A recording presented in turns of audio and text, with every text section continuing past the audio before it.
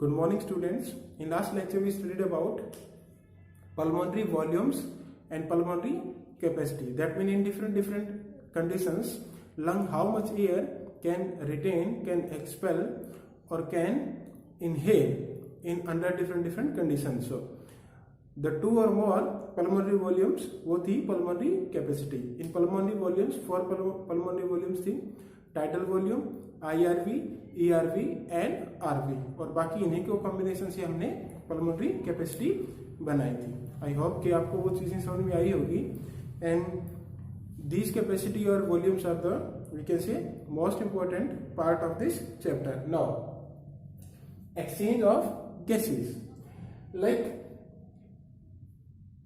inhalation and exhalation is only the way, okay, but exactly the air or the gas have to enter in the blood or in the cell, and same air or gas like O2 have to remove out from cell blood from the body then to outside. Okay, now exchange of gases. If we talk about exchange of gases, then there are two places where exchange of gases take place. One is alveoli. If you remember the different steps of respiration, वो हमने पढ़ा था कि there is exchange of gases. The very first place or primary place is alveoli. Alveoli से gases किस में जाती है? ब्लड में, और ब्लड से वापस इस तरफ आती है. The second is between blood and tissues. तो एक हो गया alveoli and blood, this is known as primary side. और सेकेंडरी साइड की या दूसरी साइड की बात करें तो between blood and tissue. Okay, तो एक्सचेंज ऑफ गैसेस दो जगह होगा. One is of alveoli and other is between blood and tissue. Now the exchange of gases ये होता है किसके थ्रू? डिफ्यूजन के through. Diffusion is a process in which movement of gases, अब कोई सब्सटेंस है लेकिन यहाँ गैसेस की बात करेंगे, from region of higher concentration to region of lower concentration, वो डिफ्यूजन है. एक जगह कंसेंट्रेशन ज्यादा होगी, दूसरा कंसेंट्रेशन कम होगी, तो उसकी तरफ डिफ्यूज करेगा. Second we can say the movement of gases from region of higher pressure to region of lower pressure, जो पार्शियल प्रेशर की जिसकी हम बात करते हैं. तो एक प्रेशर भी हो सकता है, एक क्या हो सकता है, उसकी कंसेंट्रेशन भी हो सकती है. Many other factors are also there. Suppose करो कि we have to diffuse air, like mask लगाया हमने, ओके, बदबू आ रही है कहीं से, एक हम कोई हल्का मास्क लगाए या कोई ऐसी चीज लगाए, फिर थोड़ा सा कोई हैवी लगाए, तो क्या होगा, बिल्कुल जो पतला मास्क होगा उसमें से कुछ जो गैस है वो डिफ्यूज होगी. लेकिन अगर मास्क थोड़ा मोटा होगा तो गैस डिफ्यूज नहीं होगी. तो जो थिकनेस ऑफ मेम्ब्रेन है या थिकनेस ऑफ जो बैरियर है उस पर भी वो क्या करेगी, डिपेंड करेगी. And one more thing is solubility, कि सोल्युबिलिटी किसकी ज्यादा है किसी गैस की. अगर if gas is more soluble, like कोई चीज है, लाइक इंक है, if a one type of ink, a particular type of ink is more soluble in water, तो जैसे ही हम उसको ड्रॉप को वाटर में डालेंगे वो एकदम से डिफ्यूज हो जाएगी. इफ एनीथिंग और इंक इज लेस सोल्यूबल, तो वाटर में डालेंगे या तो डिफ्यूज नहीं होगी या बिल्कुल धीरे धीरे होगी. तो these are the different factors which are responsible for diffusion of gases. Now see what are the factors. तो diffusion of gases based on किस पे होगा? प्रेशर ऑफ गैसेस का. गैसेस कौन कौन सी है? CO2 and O2. देन इसको हम देखते हैं पार्शियल प्रेशर में, तो इसको ऐसे लिखते हैं PO2, partial pressure of oxygen and partial pressure of carbon dioxide. Clear है? तो पहला पॉइंट है pressure of gases. Second point is concentration of gases. As according to rule of diffusion, if more concentration is there, then it move towards the less concentration. तो वो भी होगा. Then third point is solubility of gases. कि if gas is more soluble in any substance or in any part, any organ or in water, तो वो diffuse fast करेगी. And here if we talk about carbon dioxide, तो जो carbon dioxide है वो 20 times more soluble है as compared to oxygen. इसका मतलब है जो कार्बन डाइऑक्साइड है वो ज्यादा तेजी से मूव करेगी as compare to oxygen. Okay, इसकी केमिस्ट्री है कि why this is more soluble than oxygen. So pressure of gases, concentration of gases, solubility of gases. Next is thickness of membrane. This is the very very important part, thickness of membrane. If you remember कि हमने क्या पढ़ा था कि squamous epithelial tissue पढ़ा था कि वो दे आर वेरी थिन, तो जहां से डिफ्यूजन होता है गैसेस का वहां पर स्क्वेमस एपिथेलियल टिश्यू होता है। तो that mean the membrane of alveoli is very thin. अगर वो थिक होती तो जो गैसेस का या एयर का डिफ्यूजन आसानी से नहीं होता या बहुत कम होता। क्लियर है? तो one is pressure of gases, second is concentration of gases, third is solubility of gases, fourth is thickness of membrane. अगर हम यहाँ की बात करें इसकी एल्वियोलाई की, तो this thickness is less than 1 millimetre इसकी क्या है थिकनेस है। तो इसमें ये सारा करेगा। क्लियर है? Now partial pressure of gases, ये mmHg में हम इसको मेजर करते हैं। ओके, अब देर आर डिफरेंट ऑर्गन्स, मैं इसको रब कर रहा हूं। Exchange of gases, alveoli, blood and tissue, diffusion based on ये इंपॉर्टेंट क्वेश्चन है कि what are the factors responsible for diffusion. Okay, ये क्वेश्चन है। अब देखो, pressure of gases, concentration of gases, solubility of gases and thickness of membrane. Now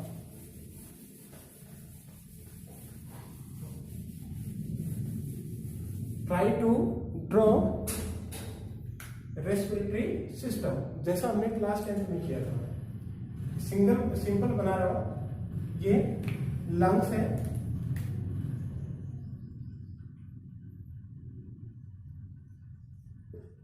heart,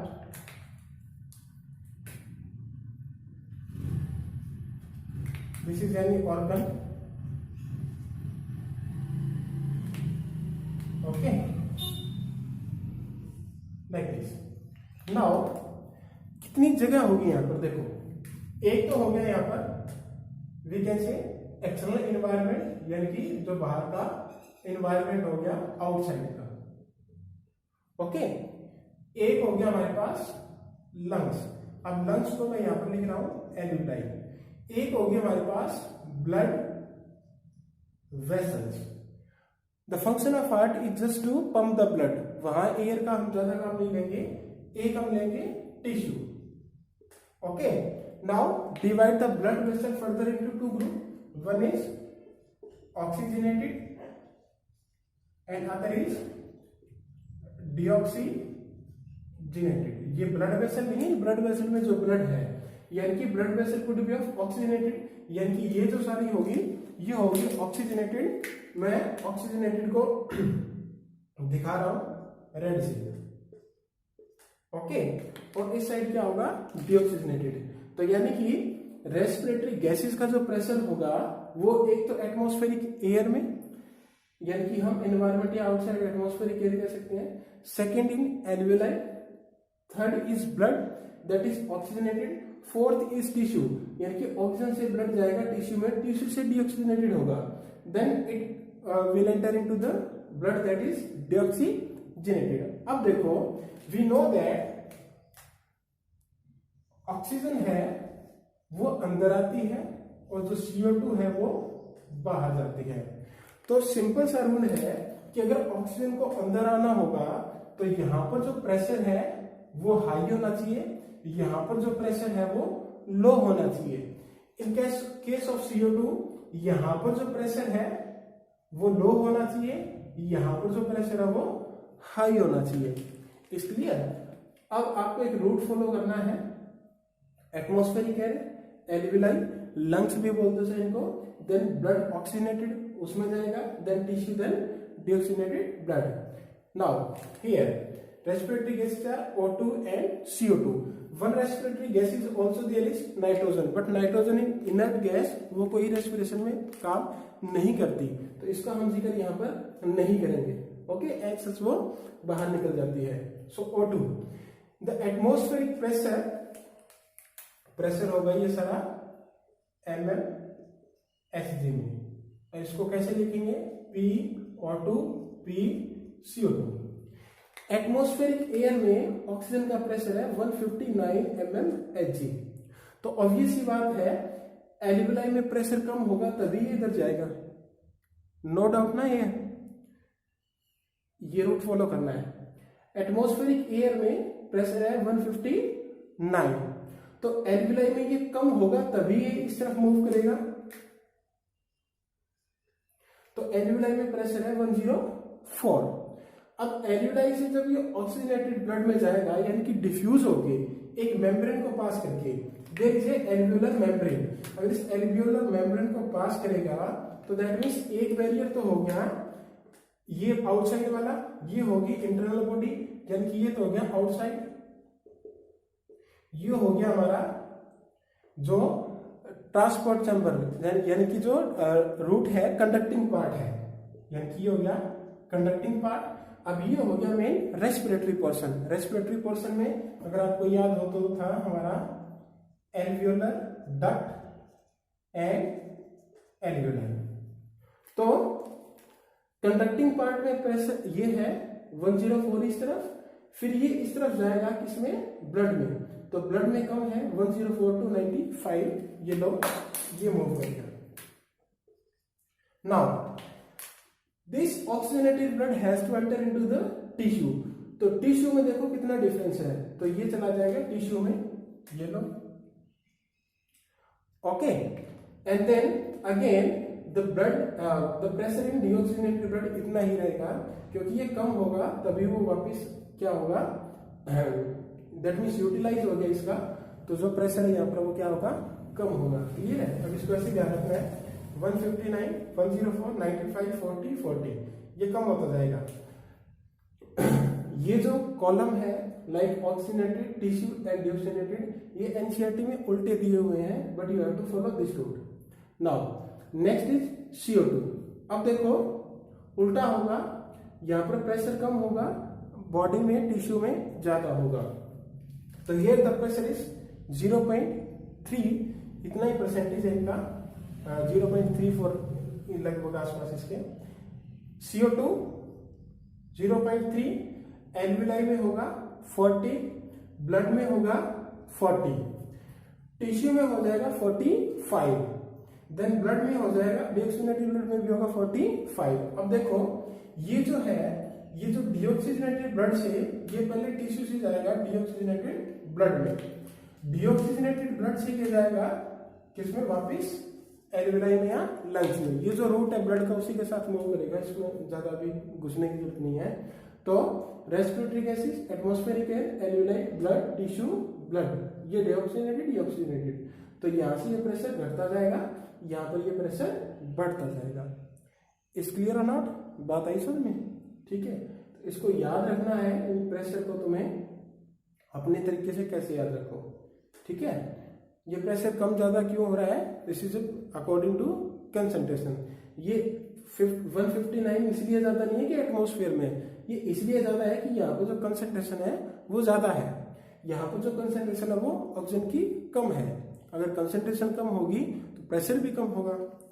clear है यहाँ तक? अब देखो आगे,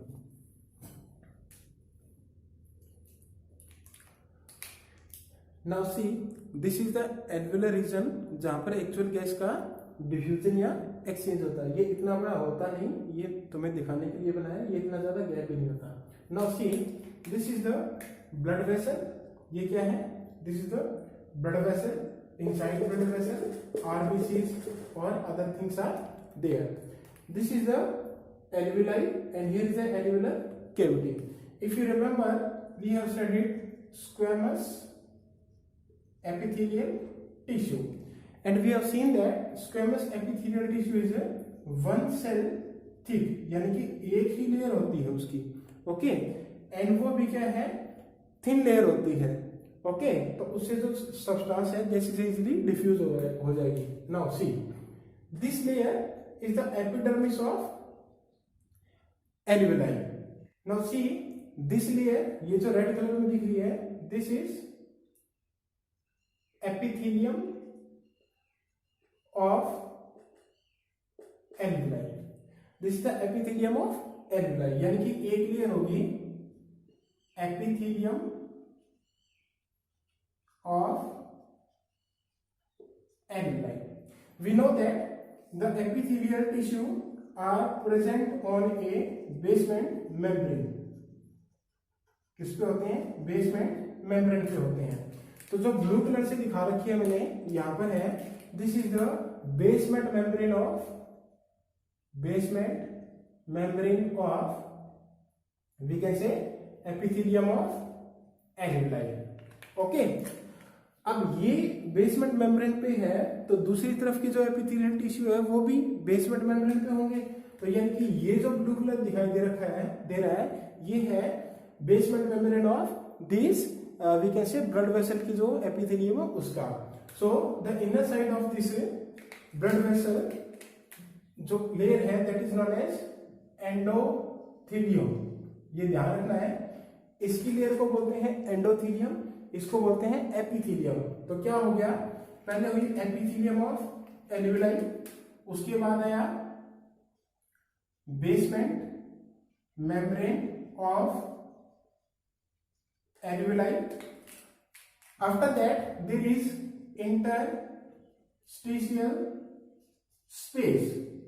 इंटरस्टिशियल स्पेस आ गया, जो यहां पर ये बीच में जो दिख रहा है बड़ा सा। एंड आफ्टर दैट उसके बाद आएगा बेसमेंट मेम्ब्रेन ऑफ एंडोथेलियम, और उसके बाद आएगा fourth one is endothelium of blood vessel.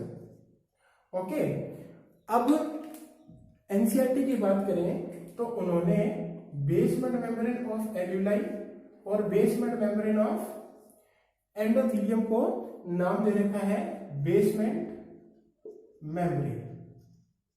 इसका मतलब ये है कि one layer is epithelium of alveoli, other layer is basement membrane, and this is the third layer that is endothelium of blood vessel. तो यहां पर 3 लेयर है, layer number 1 ये, देन लेयर नंबर ये 2 basement membrane, this is the layer number 3। तो NCERT में इसको दिया हुआ है 3 लेयर। कई जगह एमसीक्यू में इसको 4 लेयर दिखाता है, but you have to follow NCERT only. तो आपको सिर्फ 3 लेयर का नाम बताना है। One is we can say epithelium of alveoli, second आपको बताना है basement membrane,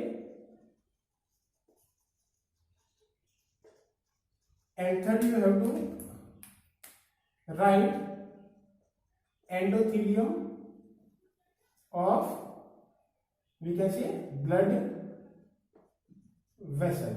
we know that this basement membrane is non cellular. अगर आपसे ऐसा पूछ ले कि how many cellular layer are there in we can say the respiratory exchange part of alveoli and blood, तो आप लिखोगे 2 ही, because epithelium and endothelium are the living, ये तो नॉन सेलुलर है। ओके, और वैसे लेयर पूछे तो 3 बताओगे, epithelium of alveoli, then basement membrane and endothelium of blood vessel. Okay, one more, ये जो टोटल थिकनेस है यहां से लेकर यहां तक है, this is less than 1 millimetre. Okay, तो देखो ये कितना थिन है, तो जिसकी वजह से जो गैसेस का डिफ्यूजन है वो इजीली हो जाता है। अब हमें पता है कि यहाँ से क्या डिफ्यूजन होगा, यानी कि इस तरफ से इस तरफ आएगा ऑक्सीजन और यहां से बाहर क्या जाएगा, कार्बन डाइऑक्साइड। ओके, तो वो डिफ्यूजन हाउ गैसेस ट्रांसपोर्ट उसका अलग टॉपिक है, वो अलग से देखेंगे। क्लियर है? तो कैसे ध्यान रखोगे, epithelium of alveoli, then basement membrane, दोनों को एक ही कंसीडर कर रहे हैं, then endothelium of blood vessel. तो 3 लेयर होगी, 1 2 3। 2 layers are cellular, 1 layer is non cellular. Thickness कितनी है, लेस देन 1 मिलीमीटर इस पूरे प्रोसेस की। तो ये एल्वियोलाई और पल्मोनरी जो वेसल है उसकी ये कंप्लीट क्या है, स्ट्रक्चर है। ठीक है, ऐसा डायग्राम गिवन इन एनसीईआरटी, वहां पर थोड़ा सा और अच्छा दिया हुआ है, बट मार्क दीज थिंग्स कि कहां पर क्या क्या है। Okay, this is the interstitial space, आप उसको ऐसे